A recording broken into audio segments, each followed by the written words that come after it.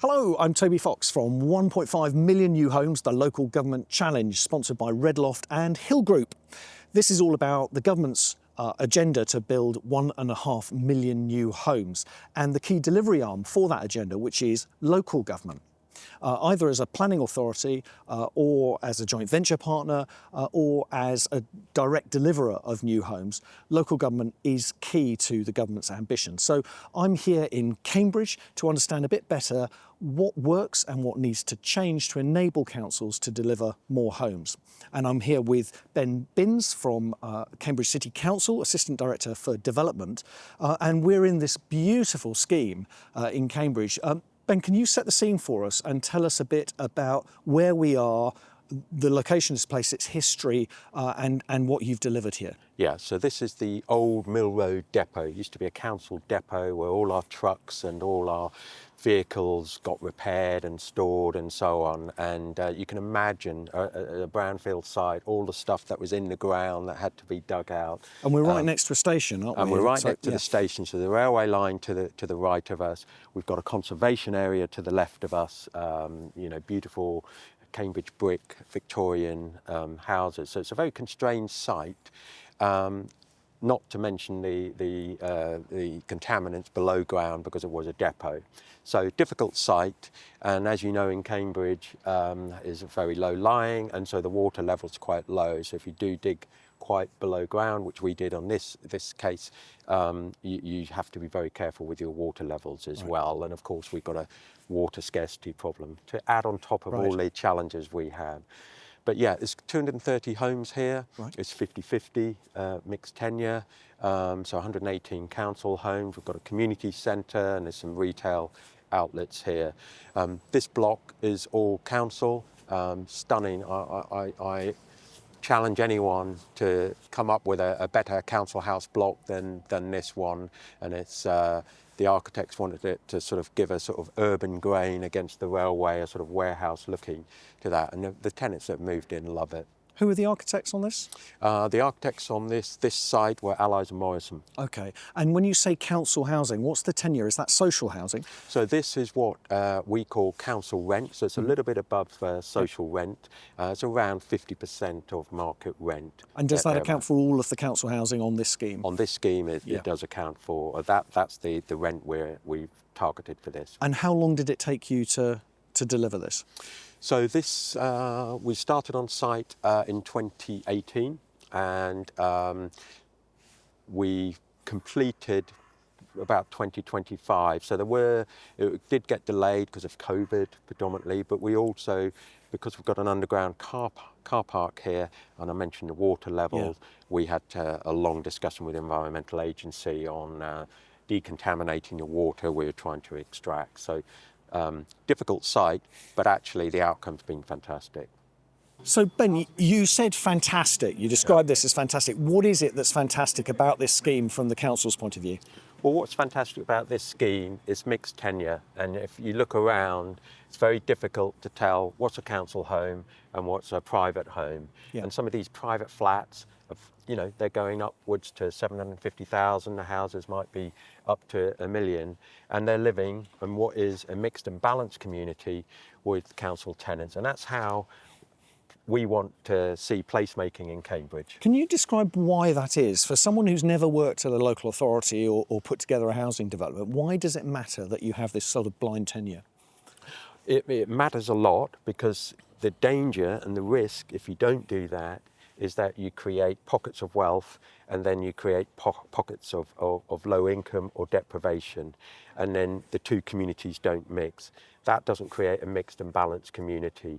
We need, and the original premise of council housing was all about mixed and balanced communities, and that's what we're trying to achieve here.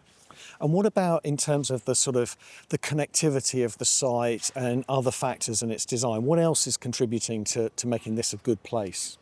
Well, there was a lot of coordination with the planning team. So we've got a railway to the right of us. So to get the density, which is what we need in Cambridge to build more houses, we have to do it in a way that works for planning and works for the community. So the planning team were very helpful in guiding us in terms of the height, which is close to the railway, and then getting into more Victorian houses in terms of height and density, which is closer to the conservation area. So planning were absolutely key to this as well. Yeah. And what about the community that you've built here? I mean, these are all people that have come in from somewhere else, because this was a depot previously. So how does the council play a role in enabling that community to build resilience and come together? One of the things that was really important to this development is the community centre, which is behind us. There was no community centre here before, so that's one active role the council can make. In addition, we also wanted to make sure that anyone we were decanting on other developments, they had the opportunity to live here. So quite a few local residents here have been decanted from another development that we're involved in. And then, of course, working with Hill, the art that you can see around here, part of the art was also about engaging with the community, not just the new community, but the existing community, and trying to bring everyone together, in picnics or other events in order to foster that sense of identity in this development. You talk about a community centre, and anyone can build a community centre, but the secret is in planning the management of that community centre. So how have you gone about making sure it's a sustainable community centre? We've got a really good communities team in the council, and they work very closely with local community groups, and that's the model we follow in Cambridge. Who knows the local area better than a local community group? So in this place, it's Romsey Mill that run the community centre, and they've been fantastic. They know the area inside out, have the support of the local community. And that's what placemaking is all about. How do you get the community involved? Because it is difficult, isn't it? You're creating dust, you're possibly moving people out. So you've got to engender a belief that this is going to be a better place at the end of it. And does the council get a direct role in engendering that belief in the future of the scheme, or are you leaving that to a community group to organise for you? Well, in terms of when the council does a contract for the community group, there'll be some KPIs that they've got to deliver, which is outreach and so on that goes with that. But it's not just community groups. The planning are very active here in ensuring placemaking is at the heart of the development. The council also doesn't take a back seat in the partnership. We're very active as well in being an equal partnership, which all adds to the placemaking, whether we want public art or whether we want a certain type of tree or whether we want a certain type of play area that we know the community likes.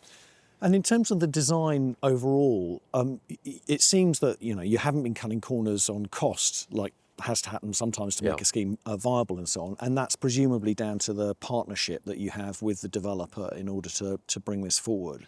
Yes. What about funding? Was there grant funding supporting this as well? On this particular scheme, there was grant funding from the devolution deal, which was very, very, very helpful.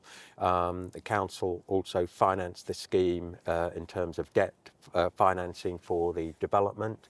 And what we did was purchase the affordable homes, a bit like a Section 106 approach to that. Now, in terms of the design for the council homes, we have a very high spec set of employers' requirements. That's designed or certainly reviewed by the council teams, and we go to assets, we go to the communities team, whoever's involved in any aspect of the management afterwards are involved in that, and that's very much led by the council. The Hill team, they have expertise in market sale and design around that, whether it's kitchens or the specification. So that's their expertise. We bring our council expertise, marry the two together to create a new scheme. And not to undermine the success of the scheme in any way at all, but if there was one thing that you could do again and do differently, what would it be? That's a really interesting point. I think one of the things people were nervous about was parking. Okay. And we were sat above an underground car park here that has around 100 spaces. Okay. And everyone, council and Hill, all thought we need these spaces. As it's transpired, people are quite happy to be car free. Right. And so I think if we were going to do this again, we might have less parking space, which might mean more homes or more parks or whatever it may be. That was a real surprise to us all, Yeah. because it is a city centre location. And as we move forward with newer developments, we are doing less and less parking. But that's the one thing I think we'd look at now. So that's it for another episode of 1.5 Million New Homes, the Local Government Challenge, sponsored by Redloft and Hill Group. We're going to be back in the next episode to look at what needs to change on a stalled development site in Cambridge. But in the meantime, thank you very much indeed for watching. And if you like what we're doing, do hit like or subscribe. See you next time.